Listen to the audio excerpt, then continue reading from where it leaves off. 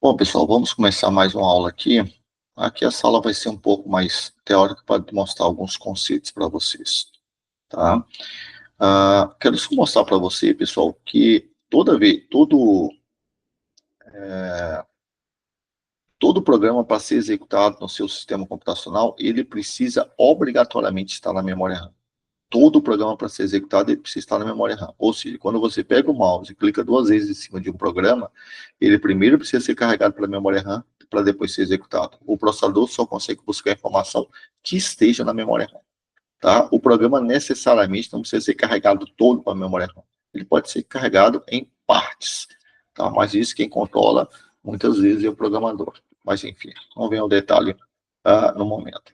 Mas eu quero que você tenha ciência que para o programa ser executado, ele precisa estar na memória RAM. Tá? Como é que funciona a execução dos seus programas? Então, o seu programa, ele sempre vai rodar sobre um sistema operacional. Tá? Então, o seu programa, ele foi feito para rodar sobre o sistema operacional e sobre uma arquitetura de processador. Tá? Então, tenha sempre a ciência. Toda vez que o programa estiver executado, quem o executa na prática é o seu sistema operacional. E toda solicitação que o seu programa fizer, depende da solicitação, ele vai fazer para o sistema operacional. E uma vez que ele solicite para o sistema operacional, a tendência do seu programa é ficar bloqueado até que o sistema operacional atenda a sua solicitação. É claro que hoje você tem mecanismos para não dar a percepção para o usuário que seu programa está bloqueado. Tá? Mas na prática ele vai ficar bloqueado, mas o seu programa, né, você pode controlar, o programador pode controlar para que ele não fique totalmente bloqueado, vamos dizer assim. Tá? E aí vamos lá. Achei um pedaço aqui, ó. Quando você liga a sua máquina, que você carrega o seu sistema operacional, o seu sistema operacional vai dividir a sua memória RAM. Então, veja que isso aqui é uma representação de memória RAM. Isso é também uma representação de memória RAM, né, no qual o seu sistema operacional vai dividir virtualmente essa memória em dois grandes blocos, chamados espaço do usuário e espaço do kernel. Para você ter uma ideia numérica, se você tem 8 GB de memória RAM, 2 GB tem que ser para o seu sistema operacional. Como o sistema operacional é um programa de computador, ele precisa estar residente na memória. Por isso que quando você liga a sua máquina, ele demora um pouco para que você possa fazer uso da sua máquina, porque é preciso carregar o sistema operacional do HD para a memória RAM. E ele fica dentro desse espaço aqui, chamado espaço do kernel. Num ambiente de 8 GB de memória RAM, então 2 GB são de uso exclusivo do sistema operacional, que nós chamamos de espaço do kernel, e o restante 6 GB, que é espaço usuário, é onde você vai rodar as suas aplicações. Os programas, não importa em que linguagem que você o fez. Bom, uma vez que você tenha pedido, solicitado para executar um programa, né, o sistema operacional aloca um espaço de memória RAM para o seu programa. Então, aqui você está vendo três, estou apontando aqui na apresentação, mas eu tenho que botar aqui embaixo. Você está vendo 3 retângulos azuis, sendo que cada retângulo representa um programa. Não importa em qual linguagem esse programa foi feito. Tá? Então, esse retângulo chama-se espaço de endereçamento do processo. Tá? Então, o sistema operacional aloca um espaço de memória para você, para que você rode suas aplicações. Qual o tamanho desse espaço? Depende do seu programa. Seu programa é que vai dizer quanto de memória que ele quer. Tá? E o sistema operacional simplesmente aloca. Bom, se eu olhar de forma mais microscópica, pegar uma lupa e olhar como é que é organizada internamente essa memória aqui, ó, do seu programa, ele vai dividir em, no mínimo, 3 grandes áreas, chamado RIP, pilha e código.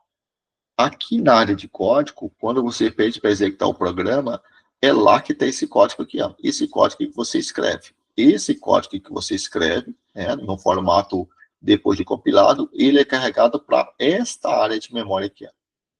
Esta área de memória é apenas para ler e executar. Eu não posso escrever nessa área de memória. Para mim escrever, eu uso esta ou esta.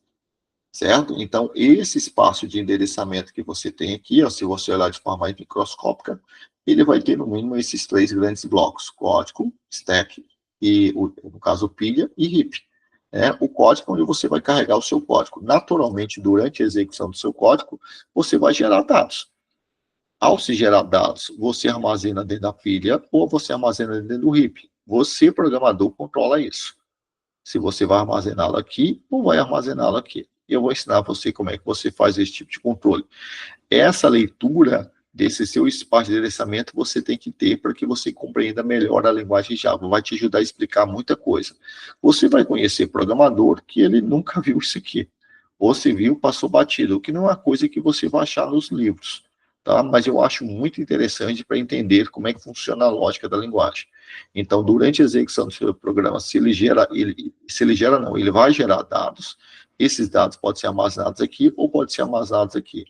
Se o dado for temporário, ou seja, se você quer que esse dado gerado ele tenha apenas um tempo breve de vida, ou seja, tu não quer que ele perdure durante toda a execução do seu programa, você cria ele aqui, nesse espaço de memória. Se você quer que ele perdure durante toda a execução do seu programa, você pede para criar aqui. Tá? E você, programador, tem controle sobre isso. Tá? Você pode controlar se você quer criar embaixo ou em cima. Tá? Ou seja, quer criar na pilha ou no RIP. Eu vou até demonstrar aqui para vocês, deixa eu ver se eu abro meu editor de texto aqui, meu Excel, para demonstrar isso aqui para você. Vamos lá, se ele abriu, vamos lá. Eu vou lhe dar um exemplo aqui do que seria um dado temporário, para você ter ideia. Vamos supor que você quer somar, vou colocar aqui a 15, vou colocar um em cada célula, ver o tamanho dessas células aqui, ó. Vamos supor que tu queira somar o número 15 mais o número 17.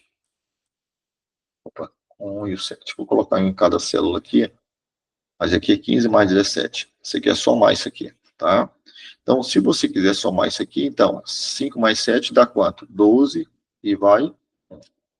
Isso aqui é um dado temporário, né? 1 mais aqui vai dar 3. Então, veja que esse dado temporário, ele só tem serventia quando você está fazendo a conta. Então, esse aqui foi um dado que você gerou e, naturalmente, você vai colocá-lo aqui, ó. Porque ele só tem serventia quando você está fazendo a conta. O que você quer mesmo é este resultado aqui, ó. E este resultado aqui, você pode armazenar aqui.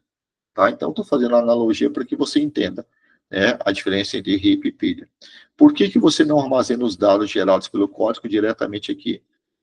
Tá? Porque se você armazenasse diretamente aqui, você correria o risco de sobrescrever o seu próprio código que você está executando. Tá? Então, por isso que você separa essas áreas. Isso aqui é do Java? Não. Qualquer linguagem de programação tem isso. Qualquer linguagem de programação em execução. Tá? Qualquer programa em execução, ele tem isso. Não importa em qual linguagem esse programa foi feito. Tá? Então, essa é a ideia básica disso aqui. Beleza, pessoal? Bom, até a próxima aula.